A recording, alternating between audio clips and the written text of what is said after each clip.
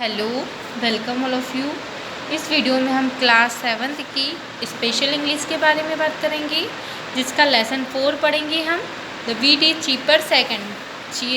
Cheaper second का part पढ़ेंगे हम, ठीक है। गेहूँ सस्ते है का सेकंड पार्ट। सो आपका यहाँ तक कंप्लीट हो गया था लेसन 4। अब हम यहाँ से देखते हैं। What a wonder said the merchant, मतलब कितना आश्चर्य की बातें यहाँ मर्चेंट कहता है। But he quickly added, but वह बहुत ही जल्दी एक और बात एडेड करता है। इट इज़ क्वाइट पॉसिबल, यहाँ कैसे संभव हो सकता है। Grains of wheat sprout when they get a chance, वह यहाँ बोलता है इट इज़ क्वाइट पॉसिबल, हाँ यहाँ संभव है कि grains of wheat sprout when they get a chance. Sprout means होता है उगना। तो जैसे ही अनाज के दानों को चांस मिलता है, मतलब उनको पानी मिलता है, उनको खाद वगैरह मिलता है, तो वो क्या करते हैं, उगने लगते हैं। ओके, यस, हाँ, दे स्प्राउटेड एंड ग्रे, वे उगने लगते हैं और बढ़ते हैं। And then what a fine crop we had, और तभी हमें बहुत अच्छी फसल मिली। My father had to hire 20 man to repeat, मेरे फादर ने उस फसल को काटने के लिए 20 आदमी किराए पर लिए।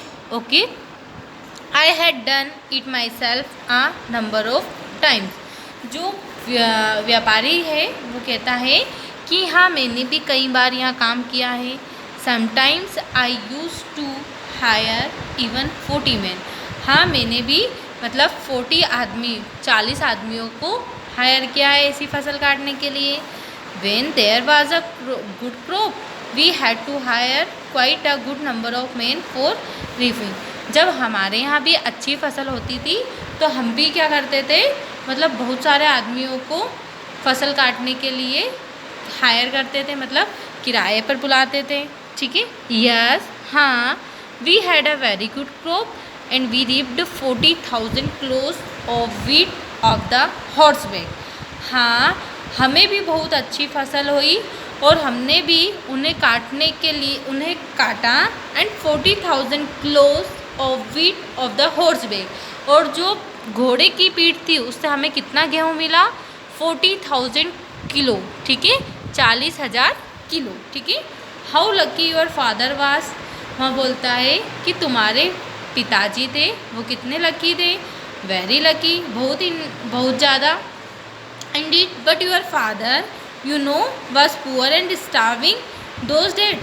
पर तुम्हें पता है, you know, तुम जानते हो, तुम्हारे जो पिताजी थे, ठीक है, वो क्या थे, गरीब एंड स्टार्विंग। स्टार्विंग मीन्स होता है भूख से मरना, ठीक है। मर्चेंट से कह रहा है किसान कि जो तुम्हारे पिताजी थे वो उस समय भूख से मर रहे थे और वे क्या थे, गरीब थे।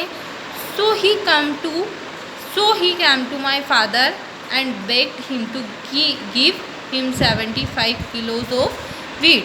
तो जो तुम्हारे पिताजी थे वो मेरे पिताजी से 75 किलोज ऑफ व्हीट मांगने आए, ठीक है। 75 किलो गेहूँ उन्होंने क्या करा, मेरे पिताजी से मांगना है।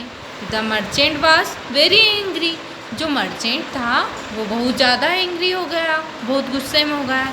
His father never starved, उसके जो पिताजी थे वो कभी ऐसा नहीं हो सकता कि वहाँ भूख से मरे। But he couldn't cast any doubt on the story, but उसको उसकी कहानी पे कोई भी संदेह नहीं करना था। So he had to make an effort to hold his tongue, ठीक है। तो उसने अपने आप को, मतलब उसने अपना जीवान था उसको कंट्रोल किया, मतलब कुछ भी उसने बोला नहीं, ठीक है। अपने आप को उसने कंट्रोल करा और चुपचाप उस किसान की बात सुनता रहा। Okay, my father continued the farmer, मेरे पिताजी ऐसा कंटिन्यूड द फार्मर अपने बारे में कंटिन्यू करता रहा, जो भी बातें कह रहा था वह। Was a kind and good neighbour, जो फार्मर था वो उसके पिताजी की तारीफ कर रहा था और बोल रहा था कि जो मेरे पिताजी है वह बहुत अच्छे पड़ोसी है और बहुत ही दयालु थे। सो व्हेन ही सा योर फादर स्टार्विंग, तो जब उन्होंने तुम्हारे पिताजी को भूख से मरते हुए देखा तो he gave him 75 kilos of feed, तो उन्होंने उनको 75 किलो गेहूँ दे दिए। Your father of seat to my father even to this day, sometimes I want to go to law about it. जो तुम्हारे पिताजी है उन्होंने अभी तक उधार मतलब मेरे पिताजी को वो वापस नहीं दिए। Sometimes I want to go to law about it, मैंने कभी कभी सोचा कि मैं इस बारे में ला मतलब जो भी है वो केस लगाऊं या लॉ यूज़ करूं इस मैटर पे, ठीक है। The merchant began running his thumb up and down his figure. जो मर्चेंट था, जो व्यापारी था, वो क्या कर रहा था कि उसकी उंगली और उसके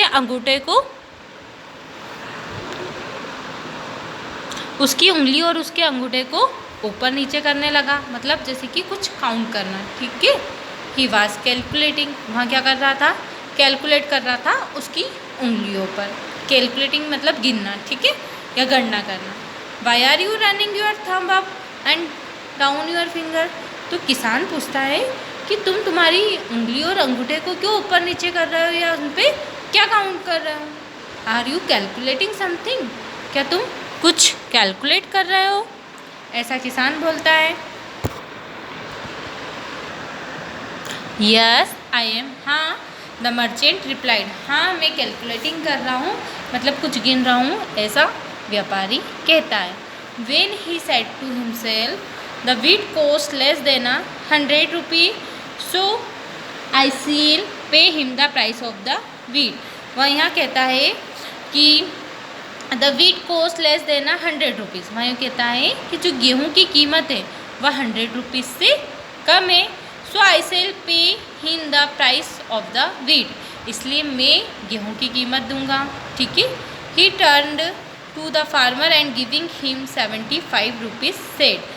उसने क्या करा, किसान को 75 रुपये दिए और कहा here is the money for the wheat, ये लो तुम्हारे गेहूँ के बदले में रुपये, ठीक है, या जो तुम्हारे गेहूँ के पैसे। थैंक यू, धन्यवाद, सेड द फार्मर, किसान कहता है। You are very fair and honest, मतलब तुम बहुत ही फेयर इंसान, मतलब बहुत ही सही इंसान और ईमानदार इंसान हो। And I like the bargain, मुझे तुम्हारा यहाँ सौदा बहुत पसंद आया। ओके रवि बोलता है। And now David isn't the wheat cheaper, तो अब डेविड उससे पूछता है, रवि पूछता है कि क्या गेहूँ सस्ते नहीं है क्या अभी भी। तो David, yes I don't want to cast a doubt on your story, मुझे तुम्हारी जो स्टोरी थी उस पर कुछ भी संदेह नहीं हुआ। I agree that the wheat is cheaper, हाँ मैं इस बात से सहमत हूँ कि जो वीट है वो सस्ते हैं, या जो गेहूँ है वो सस्ते हैं। Okay, thank you students.